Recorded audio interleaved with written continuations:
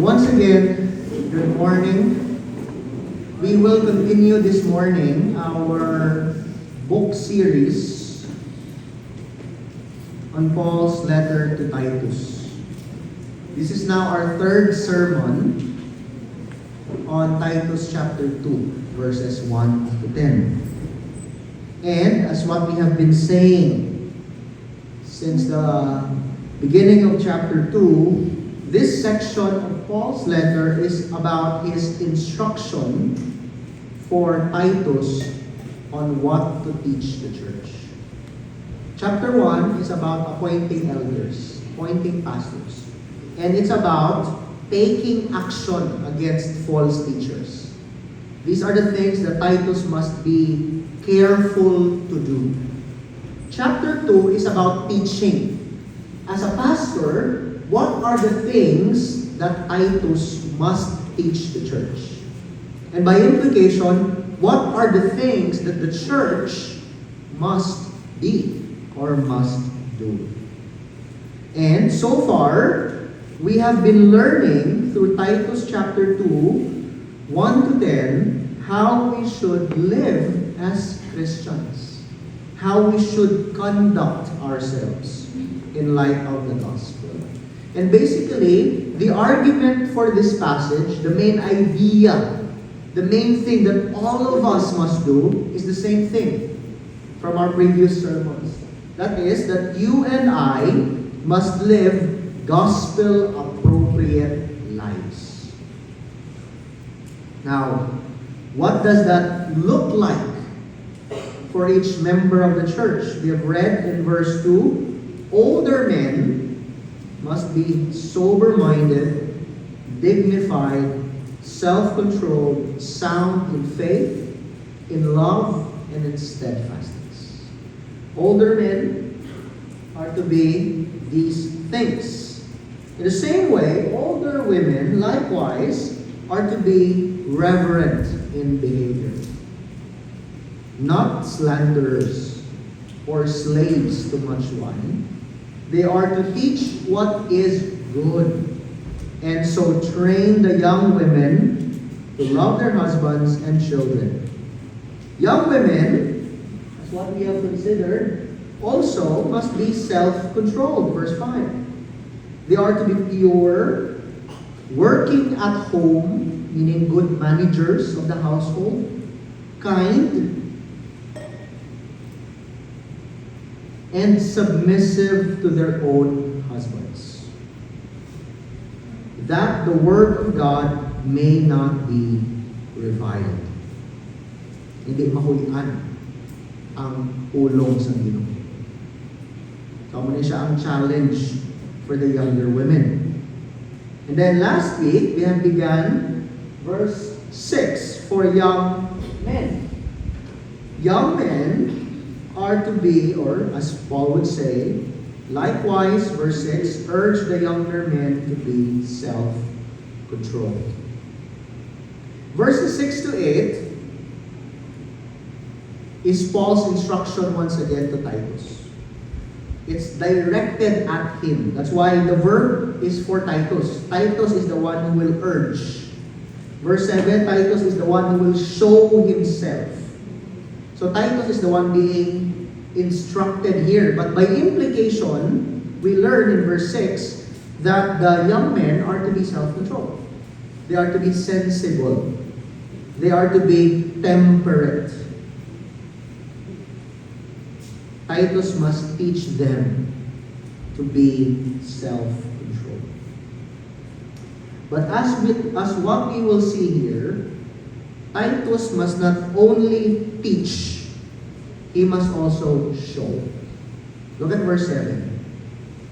Show yourself in all respects to be a model of good works. And in your teaching, show integrity, dignity, and sound speech that cannot be condemned. Titus must not only teach, but also live what he is teaching. He is to be a model. When we think about models, sometimes we think today of those who are in the catalogs or what you see on YouTube. But model here refers to becoming an example or a pattern. Titus must become a public example of godliness that the young men and the church as a whole can observe and follow. Notice, Paul did not just say to Titus, Titus, you must be these things in yourself. No, he said, show yourself. Meaning, become a public example. The way you live your life in such a way that you become an example, a pattern, that your actions and words becomes in and of itself a teaching, an encouragement for the old and the young to do good works. And what does good works mean in Titus? It basically means godliness. Good works is not just, giving someone money who is asking from you. Giving money to a beggar.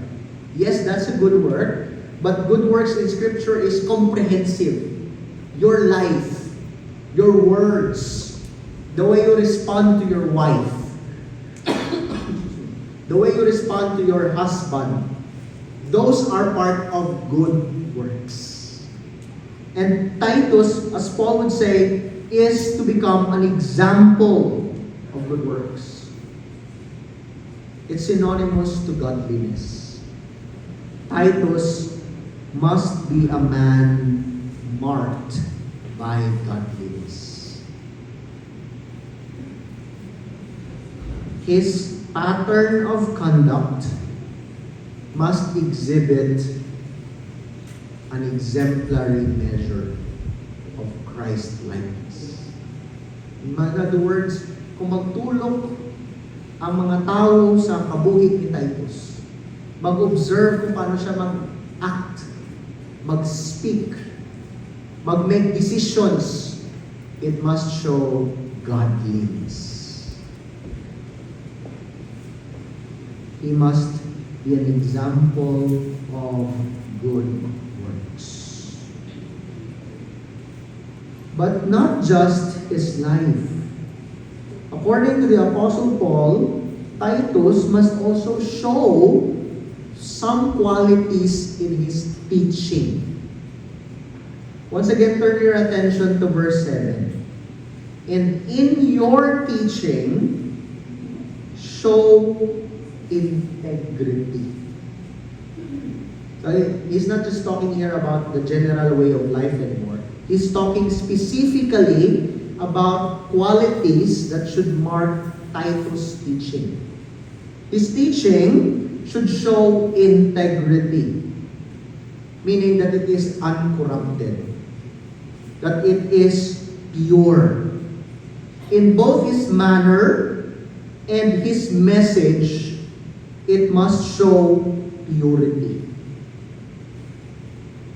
Meaning the way he teaches and the message that he teaches must show integrity. The manner and the message. Both must go.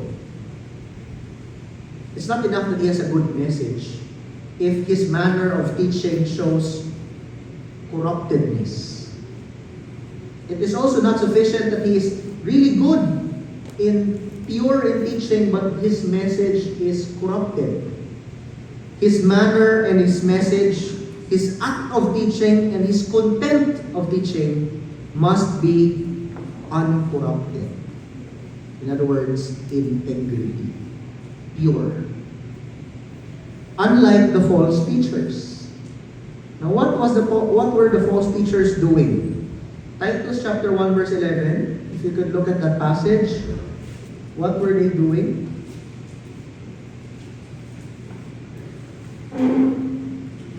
If you begin in verse 10, Paul saying, there are many of those who are insubordinate, empty talkers, and deceivers, especially of the circumcision party.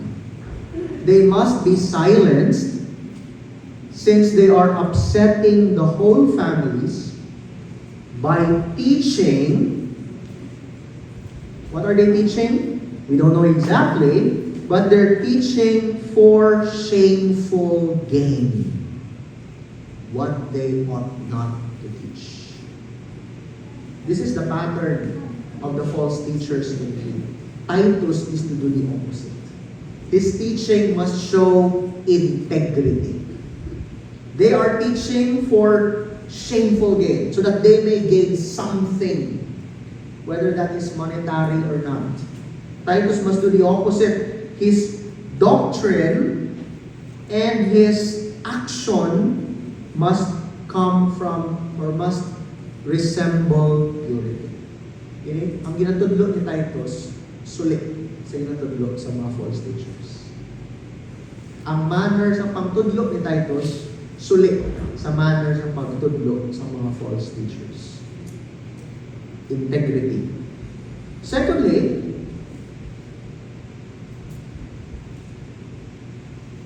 dignity.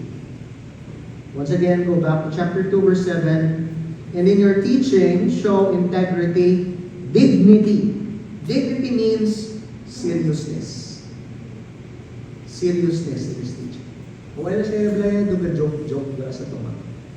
Okay ko kang bal na ang pastor sa hindi ka-joke, but ang iya ng manner sa pag-teach, may gravity, may seriousness. And of course, he's talking about eternal things. He's talking about the salvation of your souls. So, hindi mo lang yung pwede nga, ang pastor mo doon ginaitik-itik, kailan ka permisa yung mga dalunggan. His manner of teaching must show seriousness.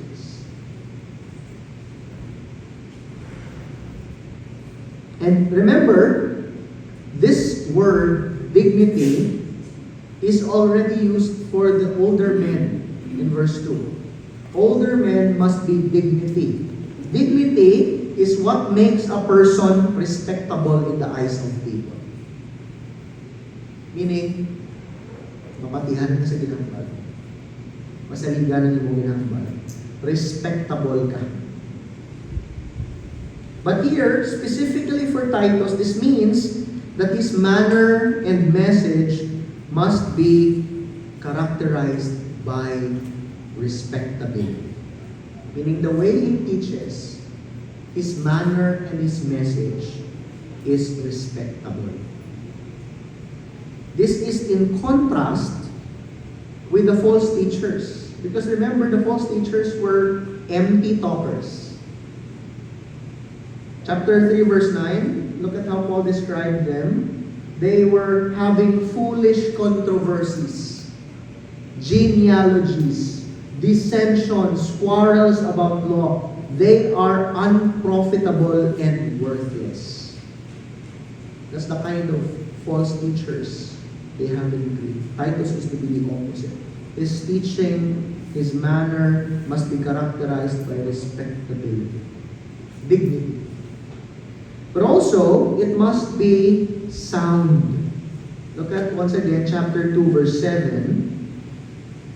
Show yourself in all respects to be a model of good works, and in your teaching show integrity, dignity, and sound speech. Sound in Titus means healthy or free from error. Meaning wala sang sala. Aside from Titus, this word is used 9 times in the Gospels and once in the book of Acts. Ang meaning word. And every time, it's always used to refer about health or wellness. About a person being healed or a person being restored, like a man who is healed, healthy. For Titus, in other words, this means that his teaching must be free from error and should bring his hearers towards healing and restoration. Now, it does not mean that Titus' teaching heals them physically, but Titus' teaching means it brings health towards their souls. That their lives will become conformed to what is the truth. That their way of living will become sound. If you want sound lives in the pews, you must have sound speech in the pulpit.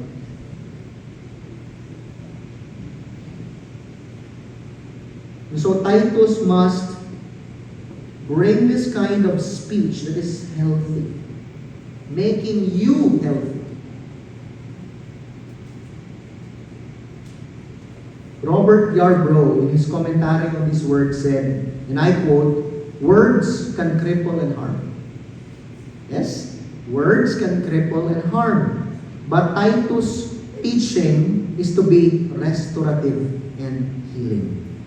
Its soundness lies in its potential to strengthen and make whole.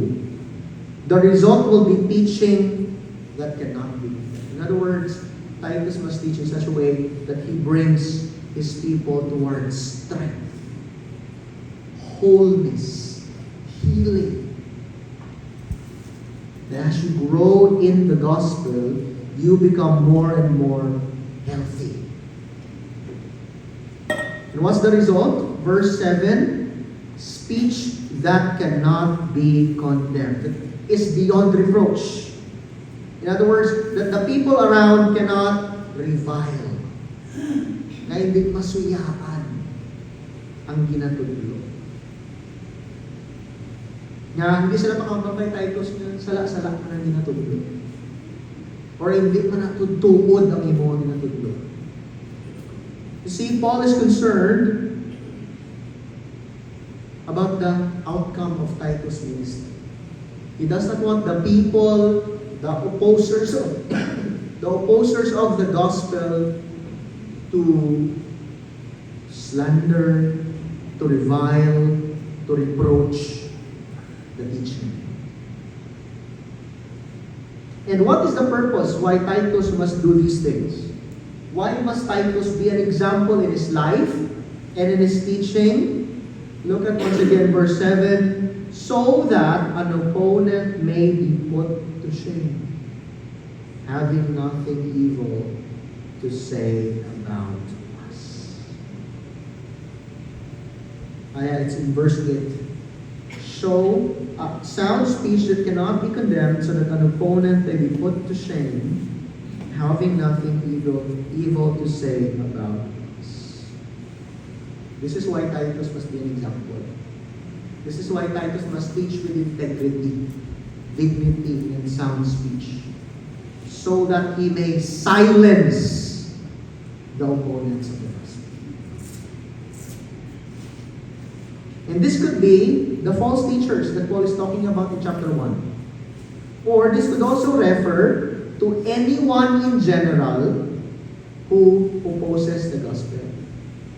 The point is, if Titus shows himself as an example of godliness in his life and in his teaching, these opponents will be put to shame. How are they going to be put to shame?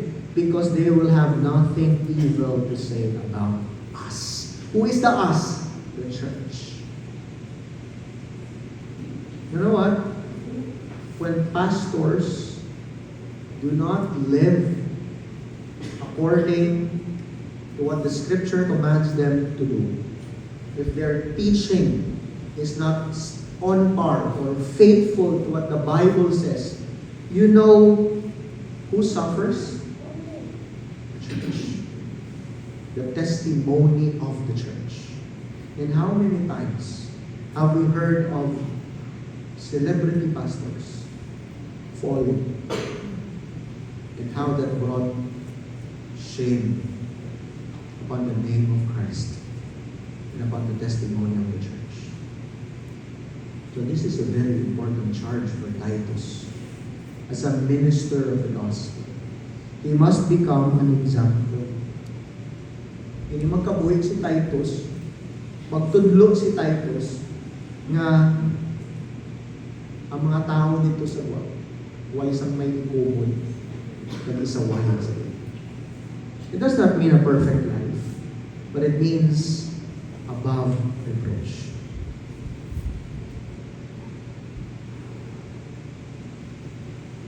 As much as possible, Paul wants to remove any grounds for the unbelievers to speak evil for Christians. Wala mo man ang gusto, tanong? We don't want to give those who are opponents of the gospel a legitimate charge against us. How do we do that? Live faithfully. Teach faithfully on the part of Titus. Paul is concerned for the reputation of Christians in Crete. Okay? That's why, look at verse 5. Why must the older women teach younger women these things? What's the result? Verse 5, that the word of God may not be reviled. That the word of God may not be blasphemed. Paul is concerned about the reputation of Christians. Hindi na gusto mo ang pulong sa Ginoo. And here, he does not want the church to bear the shame. That's why he commands Titus, do not give the opponents of the gospel any chance to say anything bad against us. So what's the application of this for us? Titus must urge the young men to be self-controlled, and he must become their example in his life and in his teaching. And this has two implications for us today. This is the application for you. Number one, young men, and this refers to all men aside sa older men. So young men, whether you are married or unmarried, the charge is learn self-control. Learn self-control. Self-control over your emotions. What does Proverbs 14 tells us? Proverbs 14:29. Whoever is slow to anger has great understanding, but he who has a hasty temper exalts folly. Remember, self-control, although I'm talking here specifically about young men, self-control is for all. Remember, it's repeated 4 times in Titus 2:1-10. One for older men, one for older women, one for younger women, and one for younger men. In other words, all of us here must learn self-control. One way, or one area we must practice self-control is in our emotions. Whoever is slow to anger has great understanding. He who has a hasty temper exalts folly. In other words, Paul is saying, if you're slow to anger, you're wise. If you are hasty in your temper, you're a fool.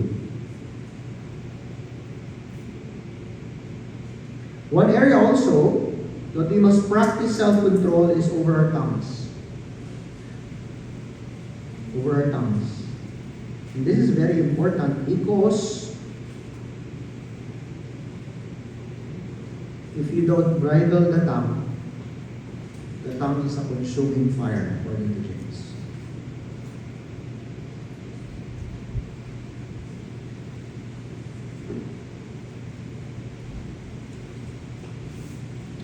Proverbs 13 verse 3 encourages us, whoever guards his mouth preserves his life. He who opens wide his lips comes to ruin. Comes to ruin.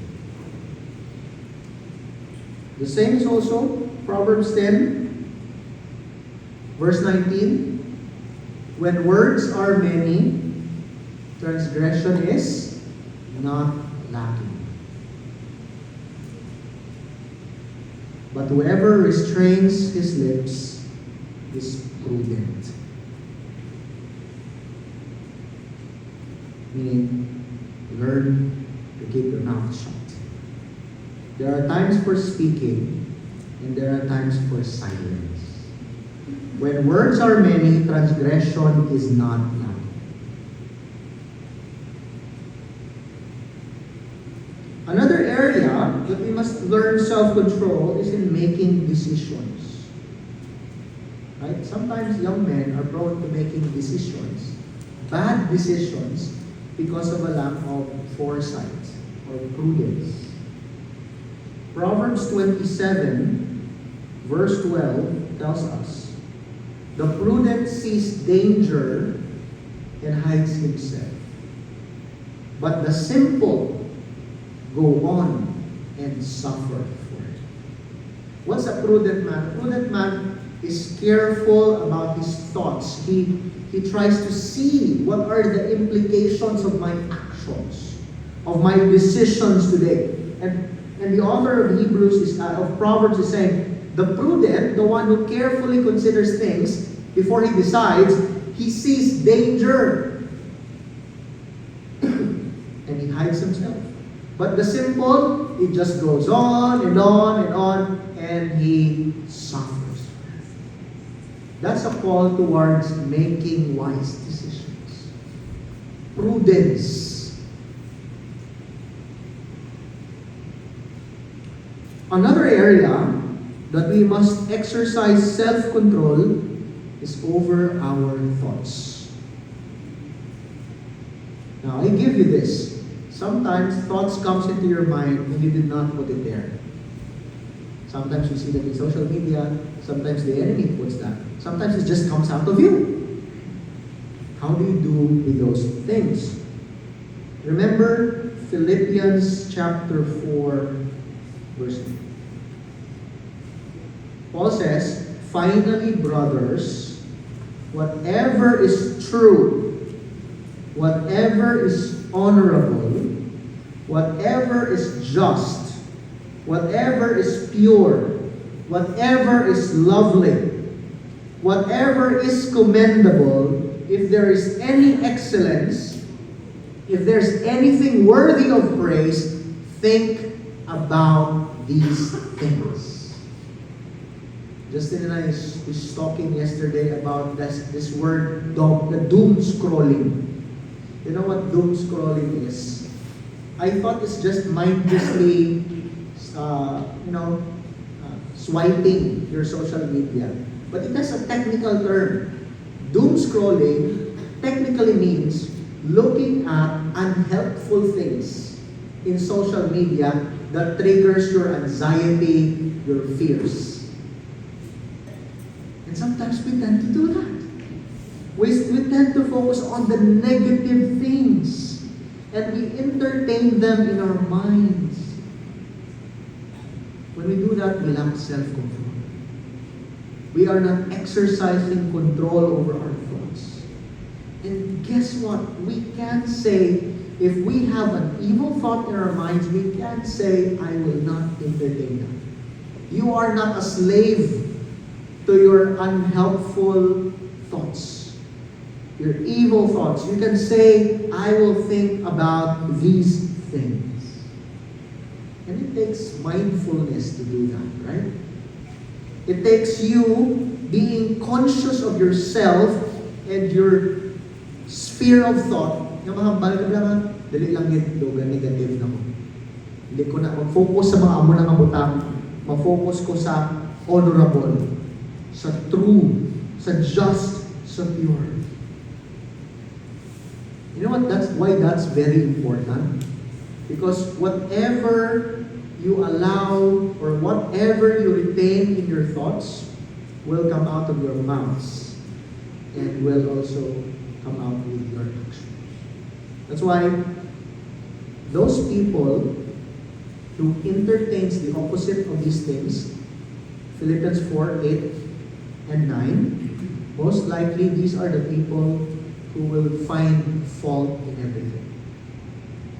These are the people who will grumble at everything, because they have trained themselves to focus on what is untrue, what is dishonorable, what is unjust, what is impure, what is unlovely. But the challenge here is this: you can manage your own thoughts. Your sinful tendencies, you can say no to it.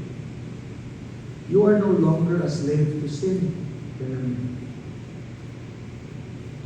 By the power of the Holy Spirit, you can muster up self-control over your anxieties, over your unhelpful thoughts, that you may learn to think about these things. And here's the thing: this will not happen by just saying, I will no longer think about these things. For example, I tell you, don't think about an elephant. What are you thinking right now? An elephant. What's the color? So in other words, you don't just do this and say, well, I will no longer think about the negative. I will no longer think about the negative. And you end up thinking about the negative. You do the opposite. I will think about what's true. I will think about what's honorable. I will think about what's just, what's pure, what's lovely. And it takes self-control to do that. The challenge is, learn self-control over your thoughts. Lastly, learn self-control over your sinful tendencies. Over your sinful urges. You know yourself. And you know your tendencies. You know which areas of your character needs to grow. And you know which areas of your character that Satan tempts you again and again. Okay? Focus on those things, on those areas. Work over your sinful tendencies, that you will no longer be mastered by sin, but be mastered by righteousness. Isn't that the point of Romans chapter 6? Paul was arguing, you are no longer alive to sin, you're dead to sin. You're alive to God in Christ Jesus. And therefore, your lives must show that. Paul says in verse 12, Romans 6, let not sin reign in your mortal body to make you obey its passions. Do not present your members to sin as instruments for unrighteousness, but present yourselves to God as those who have been brought forth from death to life. Meaning, slaves not of unrighteousness, but righteousness. That requires self-control.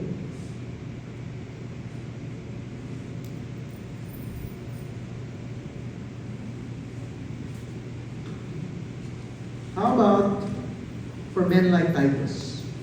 If the charge for young men is self-control, the charge for Titus is this: teachers of God's Word, and I'm talking now to everyone who teaches God's Word, including myself, must demonstrate godliness in their life and in their teaching. Otherwise, they will risk giving the opponents of the gospel a chance to say evil about the church.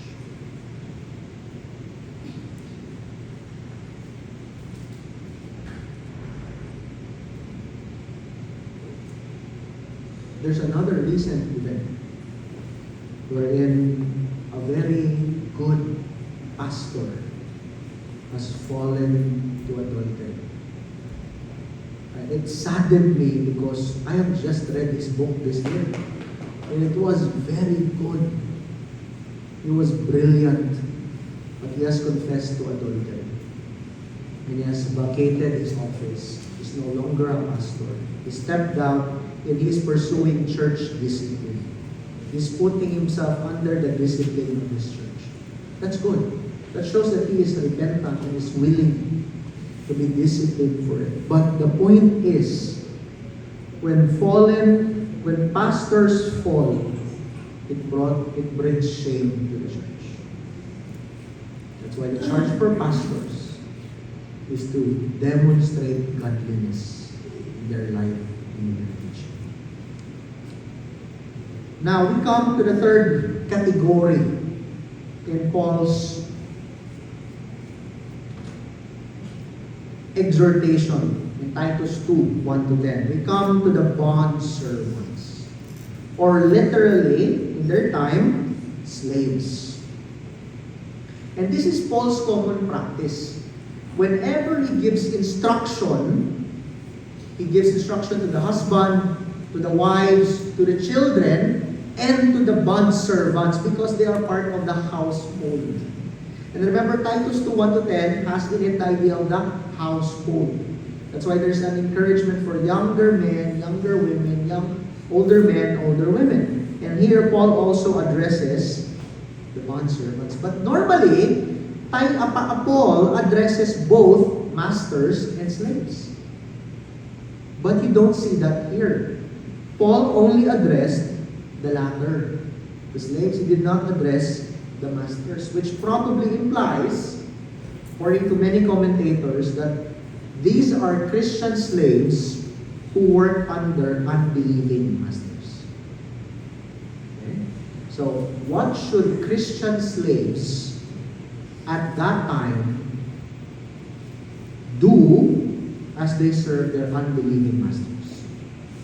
Paul says these Christian slaves must be submissive to their own masters in everything. Submissive literally means to put in a lower rank, to rank under. It is a military word which carries the idea of following the order and not to obstruct it. For example, according to the order of the military, privates are under the authority of their captain. Okay? If they disobey their captains, they are being unsubmissive. Because there is an order. And George Knight, in his commentary on this epistle, says, the same verb is used or addressed to Christians in other situations as well. For example, it's not unique to slaves. Christians were also called to be submissive. Okay? Therefore, he said, what Paul asks for is not unique to the slave situation, but is a response to those under authority can appropriately be asked to render as part of their duty and responsibility to the one in authority. In other words, Paul is simply saying, in the order, masters are above their slaves. And if slaves are going to be faithful to their duties as slaves, they must be submissive to those who are above them, which is their master. Now, one example of that can be found in verse 5. Remember, young women were exhorted to submit to their own husbands. Why? Because in the design of God, male is given the leadership in the home, the order. Okay? But of course, the submission of the wives to their husbands differ compared to the submission of the slaves to their master. Okay? That is a given. Wives are not slaves to their husbands. They are helpers. For example, slaves are owned. Wives are not owned. They are your partner. Okay? Wives are God-given helpmates. Husbands, therefore, cannot call their wives to submit to them in the same degree as masters can command their slaves to obey them. So there's a degree of obedience that differs. However, both situations have a key similarity. The wives and the slaves are under someone else's authority. The wives is under the authority of their husbands. The slaves is under the authority of their masters. And both of them, as under the authority of someone else, must follow that pattern that order in the same way, and they must show submission to the leadership of the one above them. Amo ng similarity sa slaves kasi wives.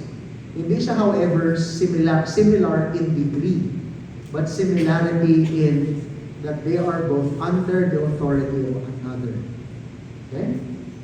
That's why Paul used the same word submissive, both to the wives and to the slaves. So, according to God's design, wives are called to submit to the leadership of their husbands. Similarly, in the culture and legal expectations of that time, the Roman Empire, slaves were required to submit to the authority of their masters. That's the similarity. Out of faithfulness to their duty and responsibilities, slaves must submit to their masters in everything. You may ask, up to what point? Up to what point should Christian slaves obey their earthly masters? And I say, up to the point of sin. You see that in Colossians chapter 3, verse 22. Colossians 3:22 says, bondservants and slaves, obey in everything those who are your earthly masters, not by way of eye service as people pleasers, but with sincerity of heart, fearing the Lord. Whatever you do, work heartily as for the Lord and not for men. In other words, even though you respect your earthly master, if you're a slave at that time, your primary master and your ultimate master is Jesus Christ. And He owes your ultimate obedience. In fact, your service to your earthly masters is but service to Christ, who is your heavenly master. So you must do everything to become a good slave because it's your service to the Lord Jesus, your King. That's why I said, you serve your master up to the point of sin. Because you only serve Him in so far as you're serving the Lord Jesus Christ. But slaves must not only be submissive to their own masters in everything, they must also be well-pleasing, not argumentative. The point is that slaves are to be acceptable or pleasing to their masters. This implies that they must do good for the benefit of their masters. They must not be argumentative or those who talk back. Palasapat. Of course, kung may slave ka, hindi mo man gusto ang slave mo nga, magsabat-sabat sa imo. Now, Paul is not saying that slaves can no longer have a positive discussion or make good suggestions to their masters. What Paul is saying is that Christian slaves must not be known as those who resist, who oppose, and who talk back to their masters. In other words, negatively. When they do this, not only do they displease their masters, they also displease God. We're talking here about Christian slaves. Well-pleasing, acceptable to the master, not argumentative. But also, not pilfering. To pilfer is to take back. It's an example of this can be read in Acts chapter 5, verse 2 to 3. The story of Ananias and Sapphira. Remember that story? They sold their property and they lied to God and to Peter, saying this is the amount. But the truth of the matter is they took something out of it. That's the word, they pilfered. So meaning, Christian slaves must not take anything that rightly belongs to their masters. They must not steal from their masters. But they must show all good faith, meaning they must be trustworthy in everything. They must be reliable, faithful in everything that the master has put them in charge. Sino yung examples niya? Joseph. Right? Joseph. He had the opportunity to sin with the wife of Potiphar. But he said, no, that is sin against God. And that is sin against my master. I will rather go to jail than sin. He is faithful in everything that he does. And remember, Joseph was a slave. He was a slave working under Potiphar. And why must Christian slaves do these things? Why must they be these things? Paul says, so that in everything they may adorn the doctrine of our God and Savior. In everything, meaning their actions, their words, in every situation, Christian slaves are to live in such a way that their own lives adorn the gospel. Adorn the doctrine of our God and Savior. Their lives must bring beauty, beautify, adornment,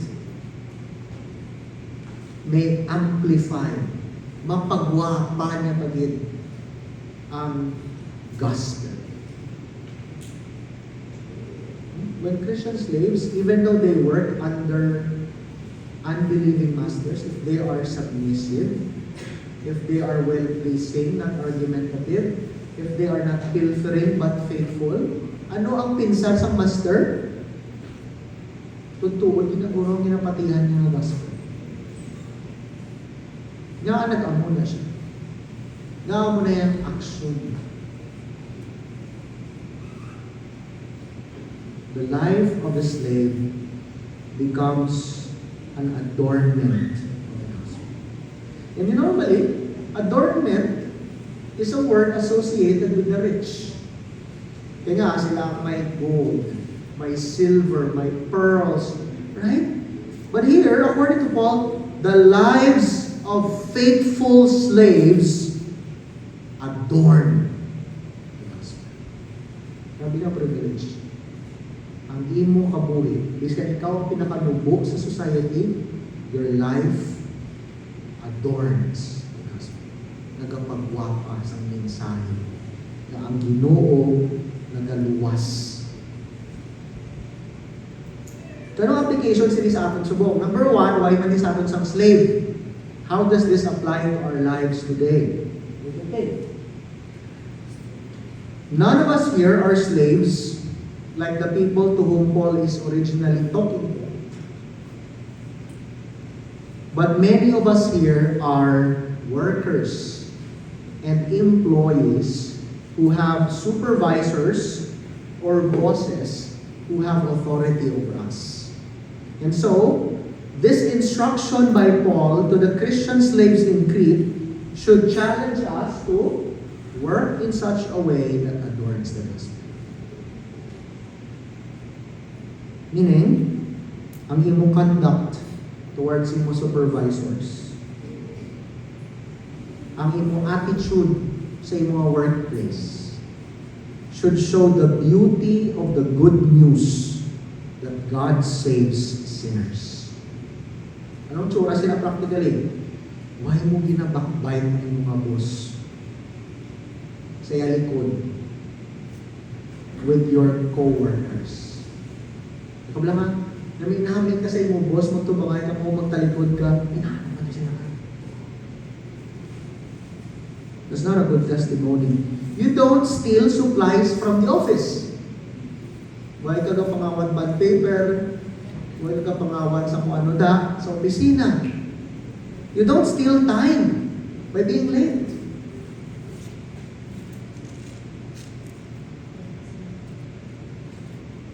You become trustworthy and reliable with the responsibilities that you've been given. Showing all good faith, faithfulness, and reliability. Church, in everything that we do for our Christian workers, Christian employees, we should aim to shine for God's glory. What does Matthew 5:16 tell us? In the same way, let your light shine before others, so that they may see your good works and give glory to your Father who is in heaven. Mag-ubra kita na ang atong attitude sa work becomes an adornment for the gospel. Hindi ba lamang bala yung mga office mates na, ay na Christian ka gali. Hindi obvious din sa imong action. That's shame. Rather than be able to say, you are excellent, you are faithful. Does not mean you're perfect, but you're exemplary in your attitude in the workplace. So in conclusion, why must we live gospel-appropriate lives? And this is for everybody. This is the conclusion of Titus 2, 1 to 10. Why must we live gospel-appropriate lives? Number one, because it is appropriate with sound doctrine. Isn't that what Paul said to Titus? Teach what accords with sound doctrine. In other words, you and I must live gospel-worthy lives because that is what's appropriate for gospel people. Kung gag-claim ka sa gospel, matutuod sa imo kabuhi, you live according to the gospel. Second reason, because our conduct affects the gospel. Verse 5 says, why must wives submit to their husbands that the word of God may not be revived? Why must Titus show integrity, dignity, and sound speech that cannot be condemned, so that an opponent may be put to shame, having nothing evil to say about us? Why must the slaves not pilfer but show good faith, so that in everything they may adorn the doctrine of our God and Savior? Notice what Paul is telling us here. Your life is lived in the context of your community. People can see how you live your life. And your life either adorns the gospel or dishonors the gospel. Either ang kabuhi mo makapag-beautify sa gospel or your life becomes shameful towards the gospel. That's why we must live gospel-appropriate lives. We don't want people to say, well, that man or that woman is saying that he is saved, that he maybe believes in a very orthodox faith, that he believes in the gospel, that he has an understanding of the doctrines of grace. But why does he live like that? We must realize that when we do not live appropriately with the gospel, the testimony of the gospel suffers. It's either for the good or for the bad. How do you want your lives to affect the testimony of the gospel? For the good or for the bad? So this is why we must live gospel-appropriate lives. And how do we do so? How do we live gospel-appropriate lives? The answer is in the next verses. Verse 11, for the grace of God has appeared, bringing salvation to all people, training us to renounce ungodliness and worldly passions, and to live self-controlled, upright, and godly lives in the present age. In other words, the power to pursue godliness is in the grace of God. And this is not just willpower. This is not just self-will. It's the grace of God that works in us, that continuously trains us to become godly. That's the point, right? The grace of God trains us to become godly. Therefore, grow deeper in your understanding and experience of His gospel. There lies the power to live gospel-appropriate lives. Gusto mong magdalong pag inang pag-ichindi sa gospel. Sa ginhimo ni Christ for you. And grow in understanding and in experience. Always ask yourself, as a wife, how does the gospel instruct the way I treat my husband? As a husband, how does the gospel instruct the way I treat my wife? As a worker, how does the gospel instruct me to work?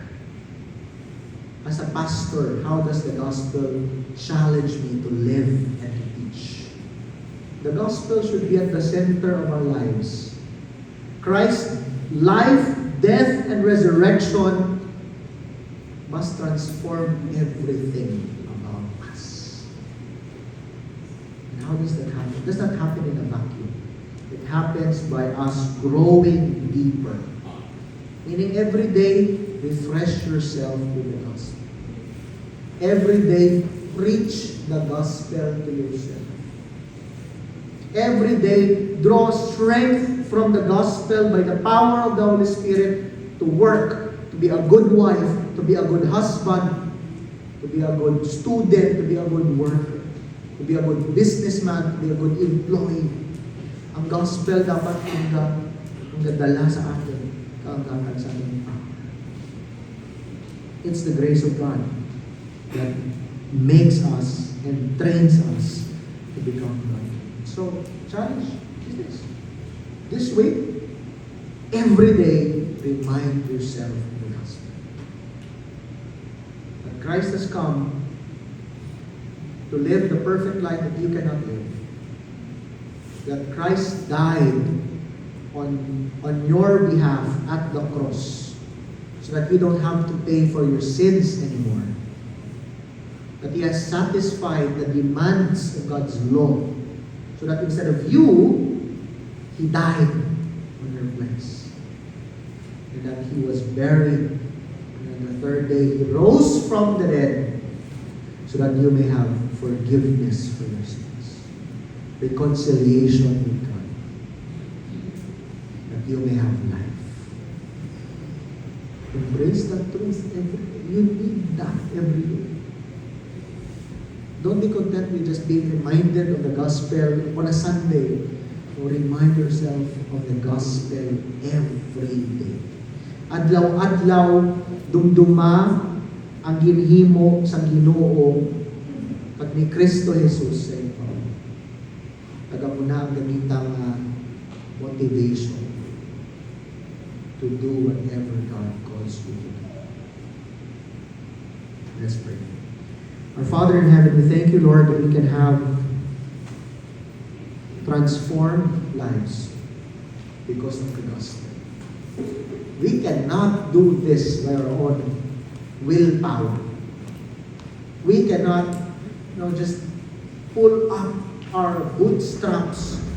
Just sheer willpower, Lord God, change. No, we need your grace. We need your gospel that we may truly live gospel-appropriate lives. Help us, Lord, to be faithful in reminding ourselves and one another of the gospel so that it may transform the way we live our lives. As husbands, as wives, as fathers, as children, as daughters, as employees, as business owners. May the grace of God revealed in the gospel of Jesus Christ give us power to become godly. We ask you, Lord, for your grace. In Jesus' name we pray. Amen. Let's stand as we sing our response song.